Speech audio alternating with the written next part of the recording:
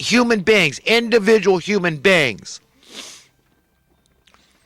This wealth imbalance, this wealth disparity, you think this is by chance?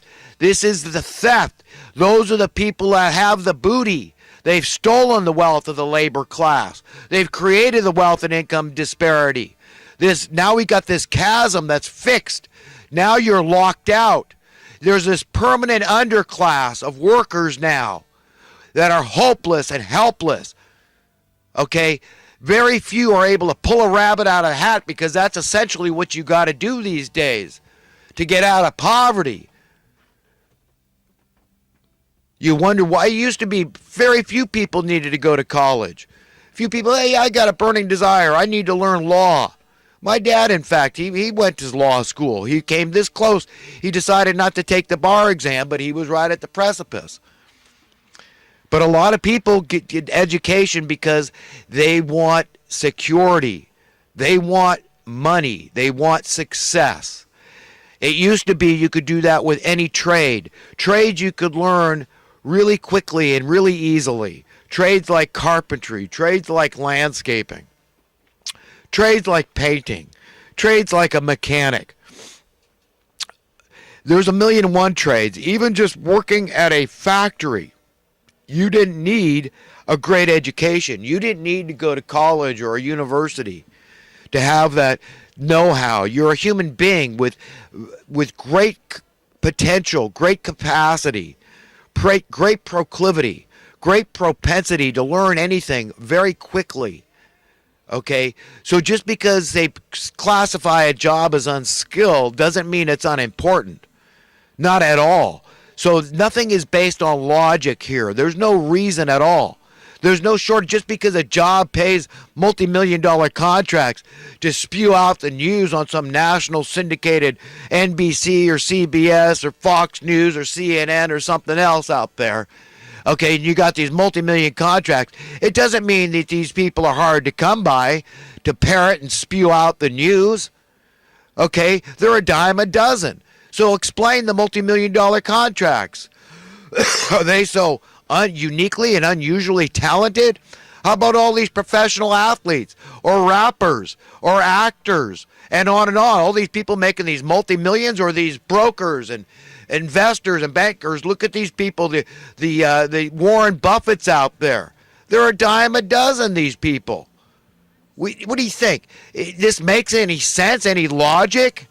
These people, if any of these people fall off the face of the earth, these multi-billionaires and these mega millionaires out there, do you think if any of them fall off the earth tomorrow, all of them fall off the earth tomorrow, it's going to make an iota of difference? How's it going? Or how are we to live without them? All these professional athletes and rappers and actors, comedians. What's going to happen to the world? Is it going to come to a grinding halt? Are they the ones that are imperative? They drive in the trucks, bringing your groceries to the store? What are they doing? Are they the ones working in the factory, giving you everything? You look around your house. Everything you see, every single material thing you see is a result of somebody's blood, sweat, and tears. You would not have it if it wasn't for simpletons, simple, uneducated, common, working class people. That's who you owe. That's who we all owe. I make no bones about it, folks. Don't be evil, okay? I know Google has, they have tried to coin that term, but that is an ancient saying. I mean, that's, in a nutshell, don't be evil, okay? Jesus said, repent or perish to the evildoers. There's another good one. I mean, what more can you say to these people? But we've all got to stop being in denial and admit, man, we are in dire straits. We're in a lot of trouble. And yeah, maybe it's just wishful thinking that America is destroyed. Okay, destroyed by design, by engineering. It's destroyed through apathy and complacency, not caring about your fellow human being, just looking after old number one. It's destroyed by social Darwinian precepts and principles that we've all been inculcated with, indoctrinated with. Okay, subliminally. We don't even know what's going on here. This is happening on an advertent level, inadvertent. We don't know what's going on. The wool has been pulled over our eyes slowly, again, like the frogs in the water. We were boiled slowly. So it's hard for people to really admit how dire our straits are. People think they understand stuff. Oh, well, something just went up in price, and we accept it. That's all we know. That's all this new generation of millennials, that's all they know. They think they understand economics. Oh, well, something else went up in price. What's new? Nothing. This is just the status quo. This is the way it is. And I just have to get used to it. I have to accept it. I have to conform and comply. My thinking has to, the sooner I just comply and go with the flow, the path of least resistance, the better I will contend and deal with this system. And all those that are fighting it, they're fighting the good fight. They think they're doing something, and they think they're enlightening people. No, they just want to share the pain. They want somebody else to help share the burden of carrying the cross. Well, yes, of course. Okay, we're in this thing together, so we're being cooked. Nobody gets an easy out. Nobody gets an opt-out. Nobody gets a waiver that says you don't have a cost of living to pay. It's a tax. It's a burden put on us from birth. People understand very little about economics, and I like to explain the basics. Rudimentary economics is something everybody should understand. This business of capitalism, being able to define words. What do they mean?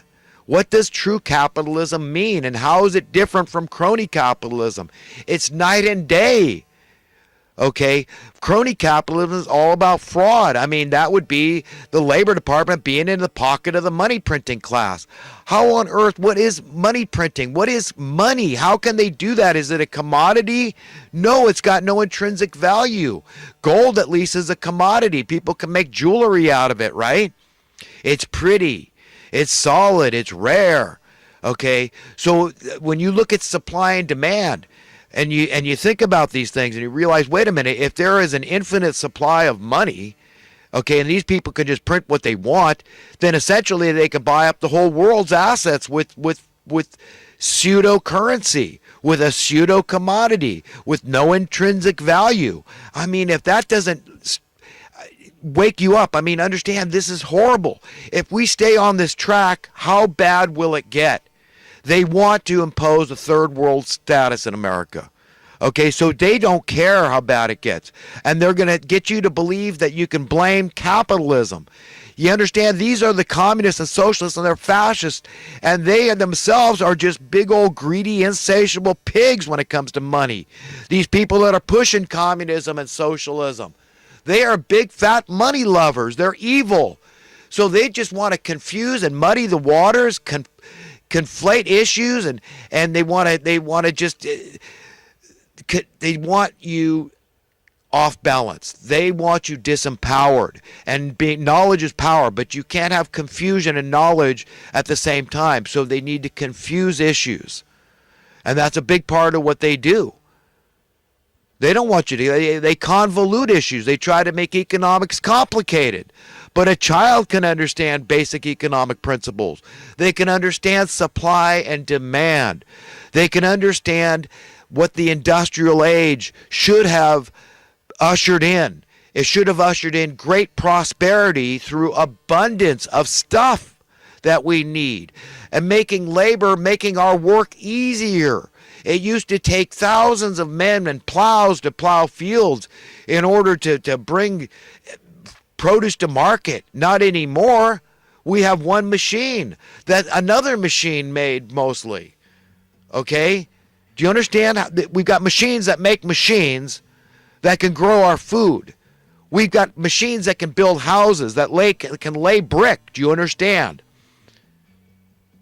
Is that bad? Some people will try to convince you that's bad. Well, it takes jobs. Do you understand how stupid that thinking is, when the whole idea was to make our lives easier? People used to die in their freaking 30s and 40s. They were working so damned hard. Was that good? No, we're supposed to have our lives be easier. That's why we have the industrial age, because God created us to be inventive, to be innovative, to progress, to make our lives easier, less burdensome. to have an abundance of the stuff we want and need, to make us free, financially free, to make us secure, out of financial fear.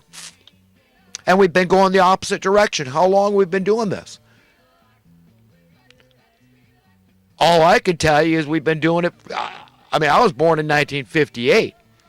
So I can tell you, okay, it's been going on since at least the assassination of JFK.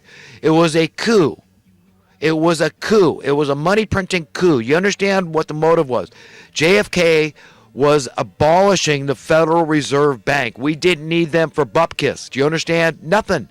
He had already supplanted money, their currency, their money, their dollars, with these treasury notes, these silver certificates, silver notes. Ask anybody above 55, 60. They can remember these notes. Okay? I'm telling you, folks, who was behind it? It was people at the Federal Reservists. As far as I'm concerned, who assassinated JFK. And remember, this is biblical level evil that changes the course of history of the most powerful nation on earth, who holds the world's reserve currency and the most powerful military on earth. And might makes right. That's how these people operate. And they operate by who is the dirtiest makes right. That's who should be in control, right? It's the most dastardly that are in control.